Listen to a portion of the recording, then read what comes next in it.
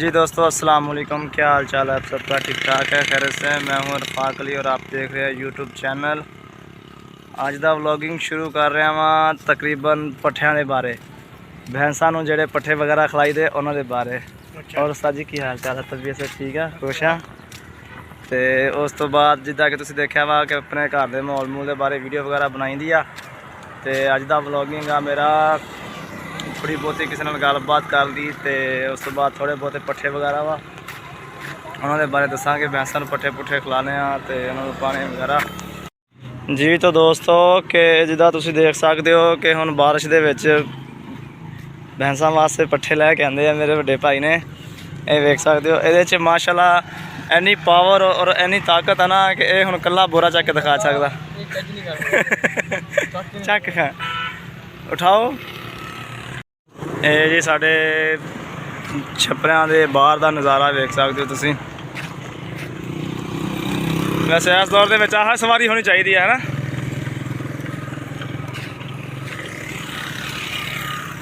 बड़ा अज भी बड़ा बारिश का मौसम तो बनया है, देखो अल्लाह खैर करे की बनता वा। बस यार जिदा कि बारिशों ने बड़ी तबाही की भी आ कि अपने सारे रोड के हालात, तो उस तो बाद घर के माहौल के बारे हम वीडियो बना ली है। अल्लाह खैर करे आसा सपोर्ट करके तुहानू विखावांगे। हाँ की क्या कह रहे हैं? हाँ सर जी की कह रहे हैं? हाँ यस की कह रहे हैं? और चल दिखाओ। ये एक और आदमी है जो कि ये भी बेचारा अपने जानवरों को, भैंसों को पट्ठे डालने के लिए उठाने जा रहा है। अब इसका इंटरव्यू लेते हैं, ये अकेला उठाता है या किसी की मदद लेके उठाता है? हाँ जी। ओए कितना चकना है, अपने आप चला जाएगी। हेलो गाइस, ये देख सकते हैं ये डट्ठी लै इतना ही डट मैं डब्बे भर भर के पाला ना। डब्बा किन्ने किलो का होंदा वा? केड़ी चीज़ दे पट्ठे आ? की पट्ठे का नाम आ?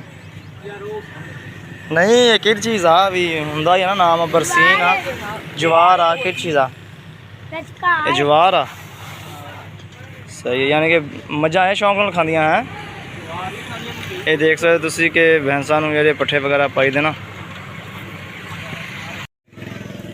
ये देख सकते हो जी बकरियां किस किस्म का चारा खा रही। ये भैंस भी